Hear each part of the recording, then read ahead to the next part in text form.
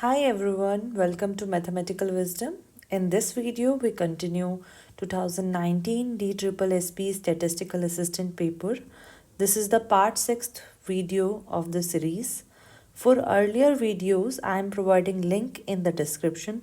So let's start with this question with me. Here the question is, a mobile dealership sells either 0, 1 or 2 high-end mobiles on a day. एक mobile dealer है, वो या तो 0 mobile बेचता है या 1 बेचता है या 2 बेचता है. और ये कौन से मोबाइल है? High end mobiles means they are at very good quality वाले जो मोबाइल होते हैं, महंगे मोबाइल, वो मोबाइल हैं ये. When selling a mobile, the dealer also try to pursue the customer to buy extended warranty for the mobile. जब वो मोबाइल बेचता है तो वो एक्सटेंडेड वारंटी खरीदने के लिए भी बोलते हैं कि वारंटी भी ले लो. Okay, so it's a choice of buyer कि वो वारंटी लेगा या नहीं लेगा. Let X denote the number of high end mobile sold in a given day and Y denote the number of extended warranties. So हमें ये समझ आ रहा है, एक्स क्या डिनोट कर रहा है? Number of high end mobile. तो कितने कितने मोबाइल बेच सकते हैं? या तो 0 बिक सकता है एक दिन में, या 1 बिक सकता है, या 2 बिक सकते हैं. This is clarified I think. Next, अगर 0 मोबाइल बिक रहा है तो कितनी वारंटीज पॉसिबल हैं?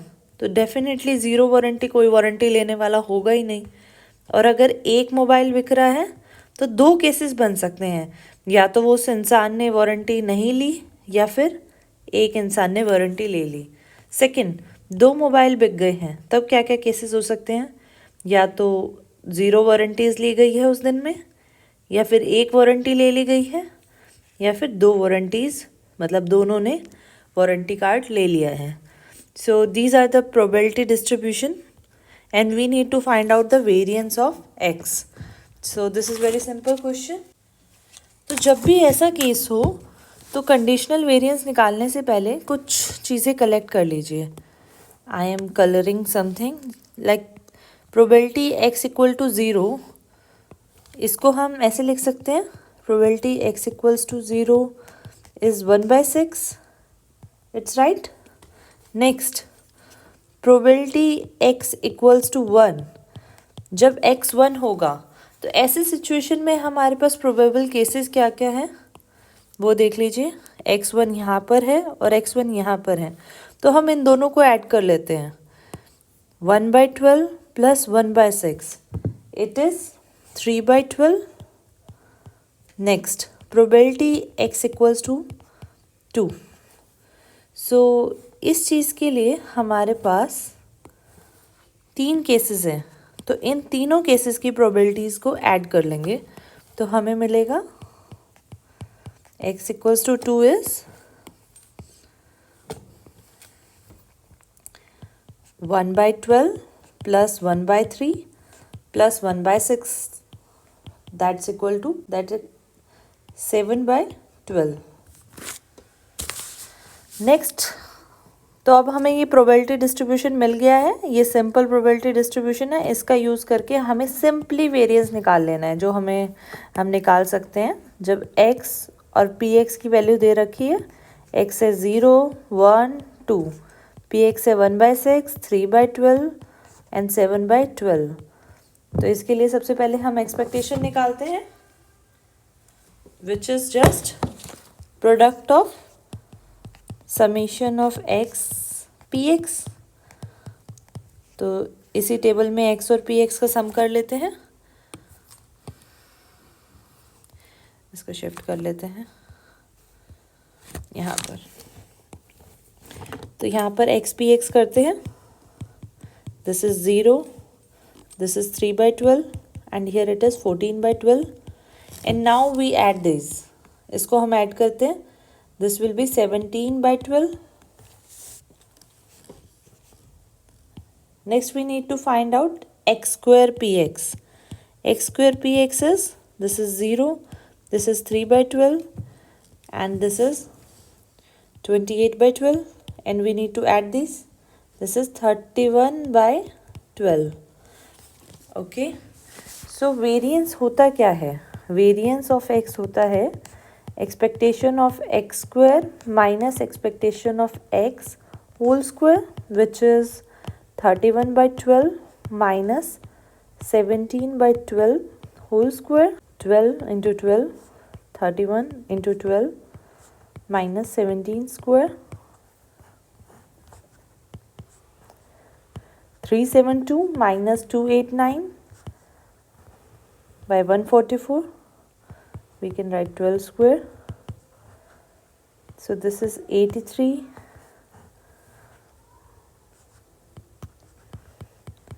और जब हम इसको सॉल्व करेंगे we get 0.576.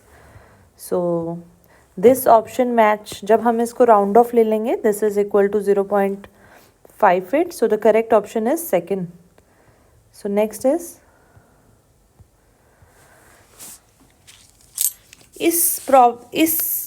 ये हमने कुछ चीज़ ऐड करी है, इसको हम बाद में समझेंगे.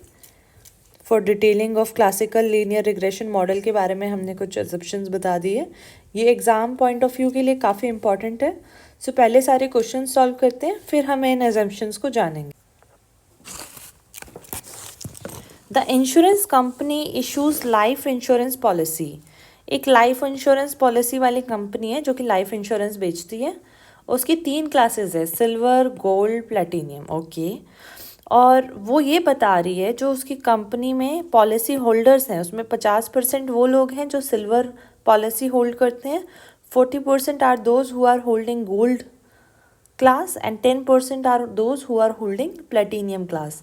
Each silver policy holder has a probability 0.10 of dying in the next year. मतलब जो जितने भी सिल्वर वाले हैं उनमें से 0.10 लोग मर जाएंगे नेक्स्ट ईयर, ये प्रोबेबिलिटी है. गोल्ड के लिए ये प्रोबेबिलिटी है 0.05 और प्लेटिनियम के लिए प्रोबेबिलिटी है 0.001. और हमें निकालना है अब एक पॉलिसी होल्डर ने dies in the next year. A policy holder dies in the next year, we need to find out the probability that deceased policy holder was platinum. हमें बस ये बताना है कि वो जो पॉलिसी होल्डर है वो प्लेटिनियम है. तो ये क्वेश्चन करने के लिए आपको सिंपल पता है कि ये बेस थ्योरम ऑफ प्रोबेबिलिटी से हो जाएगा. सो इसको सॉल्व करते हैं. So there are 3 classes, silver, gold and platinum. Next 50% को हम कैसे लिख सकते हैं? 0.50. 40% को हम 0.40 से डिनोट कर सकते हैं एंड 10% को 0.10. नेक्स्ट इज, अब डाइंग वाली जो प्रोबेबिलिटी है वो उसकी कॉरस्पॉन्डिंग लिख सकते हैं 0.010, 0.005 एंड दिस इज 0.001. एक और काम कर लेते हैं, यहाँ पे 0 और लगा देते हैं additional 001. Okay, nice, it's correct now. In this step we just हम इन 2 नंबर्स को मल्टीप्लाई करते हैं, इस नंबर को और इन नंबर को, इन सीरीज़ को मल्टीप्लाई करके लिखते हैं. Then we what get? We get 0.0050, 0.0020 and here 0.0001. Okay, तो हम इसको सिंपली लिख क्या सकते हैं? It is 50/10,000. It is 20/10,000 and it is 1/10,000. और हमें कौन सा केस निकालना है? जब प्लेटिनियम क्लास हो. सो सिंपली वी 1/10,000 को हम न्यूमरेटर में रखेंगे और बाकी जितनी प्रोबेबिलिटीज़ हैं इन सब का सम कर लेंगे. This will be 20, 50, 20, 70, 71/10,000, 71/10,000 which is 1/71. और जब हम इसको सॉल्व करेंगे तो हमें जो आंसर मिला हुआ है वो मिल जाएगा, that is 0.0141. So the correct option is option number fourth is the correct option. Okay.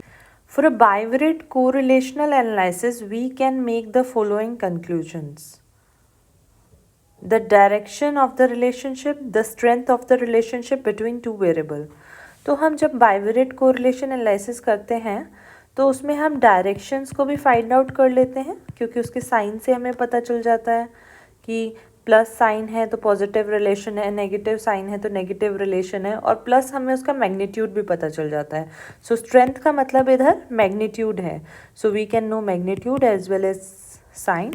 तो हमें दोनों, ये राइट ऑप्शन है. Both options are correct. Both statements are correct. Next is which of the following constitute discrete variable. So discrete variable वो होते हैं जिसे हम काउंट कर सकते हैं. जैसे number of reported crime in 1 week, कितने क्राइम हो रहे हैं इस वीक में, वो क्या होते हैं, discrete. So it's right. Next is a coefficient of correlation 0.40 plus 0.40, it could be considered as. So coefficient of correlation r होता है और this can make value -1 से 1 के बीच में ये वैल्यू ले लेता है. If r is equals to -1 तो हम बोलते हैं परफेक्ट कोरिलेशन है, या फिर +1 तो हम बोलते हैं perfect correlation. Perfect correlation. If r equals to 0, then we say that there is no correlation. And if r is between 0 to 1, वो इन मिडल है, या फिर 0 से -1 के इस रेंज में है, इन बिटवीन कुछ वैल्यूज़ ले रहा है, यहाँ कुछ वैल्यू ले रहा है, then we can say that it is moderate type. ये मॉडरेट टाइप है. ओके.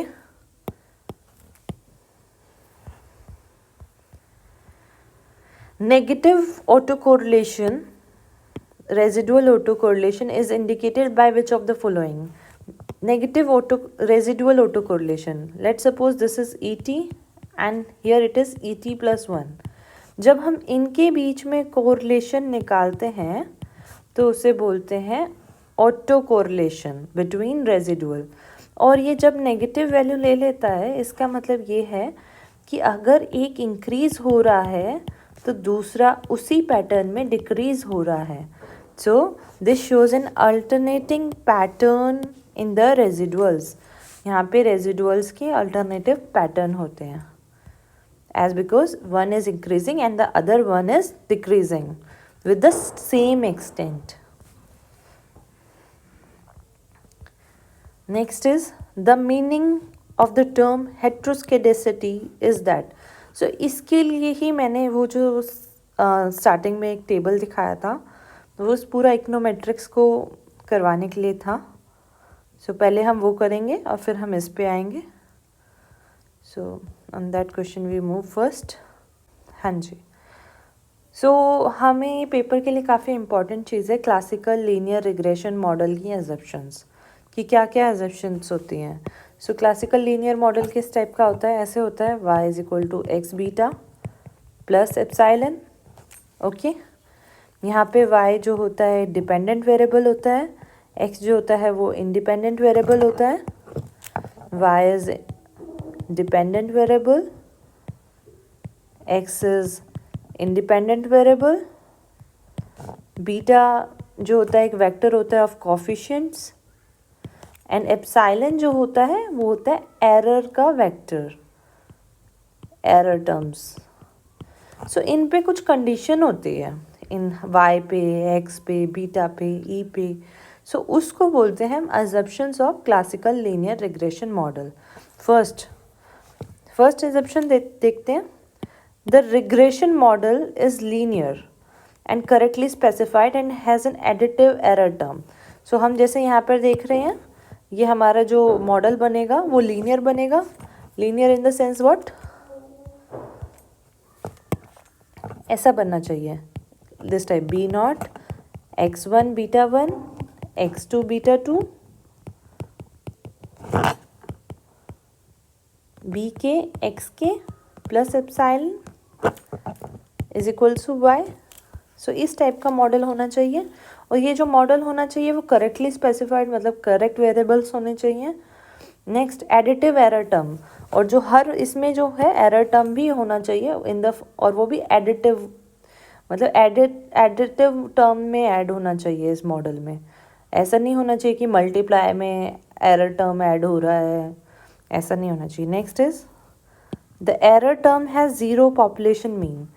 अब एरर टर्म की बात करते हैं। ये अब हमने एरर टर्म लिख तो लिया है, पर इसकी कुछ प्रॉब्लम्स हैं। फर्स्ट, ज़ीरो मीन होना चाहिए। नेक्स्ट, वेरिएंस जो होना चाहिए वो सिग्मा स्क्वायर कांस्टेंट होना चाहिए। नेक्स्ट, अगर दो एरर टर्म्स हैं ई आई एंड ई जे, तो इनमें कोरिलेशन भी ज़ीरो होना चाहिए for all I not equal to J. Okay, so इसको बोलते हैं कांस्टेंट वेरिएंस, कांस्टेंट वेरिएंस। और कांस्टेंट वेरिएंस को बोलते हैं हम इकोनोमेट्रिक्स के लैंग्वेज में होमोस्कैडेस्टिसिटी।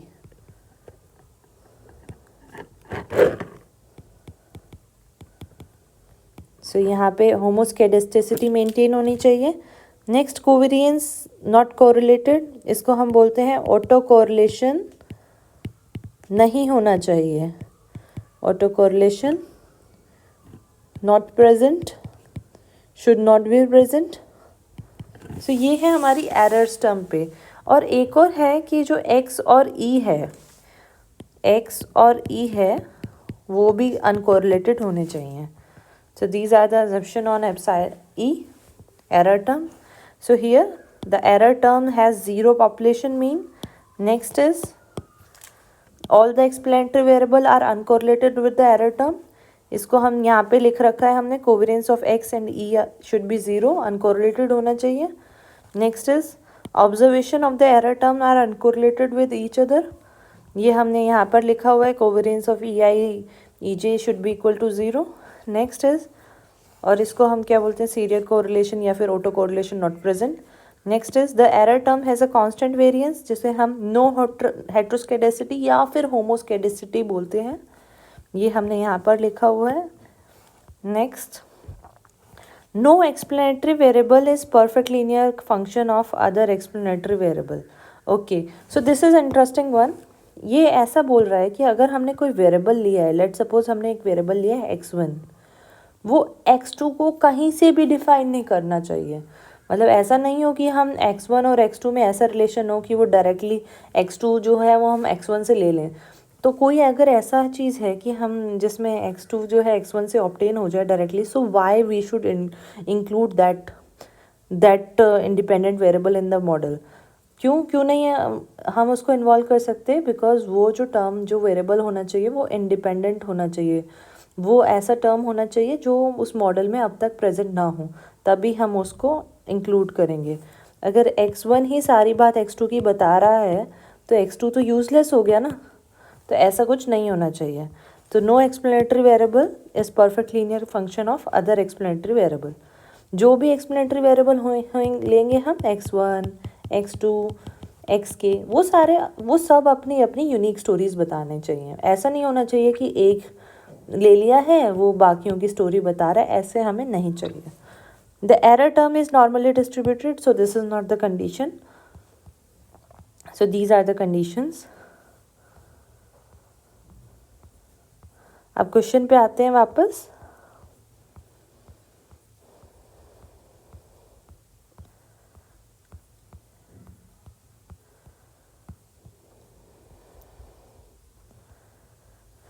The meaning of the term heteroscedasticity is that, तो मैंने तब बताया था वेरिएंस एप्सिलॉन कांस्टेंट होना चाहिए, इसे बोलते हैं होमोस्केडेसिटी।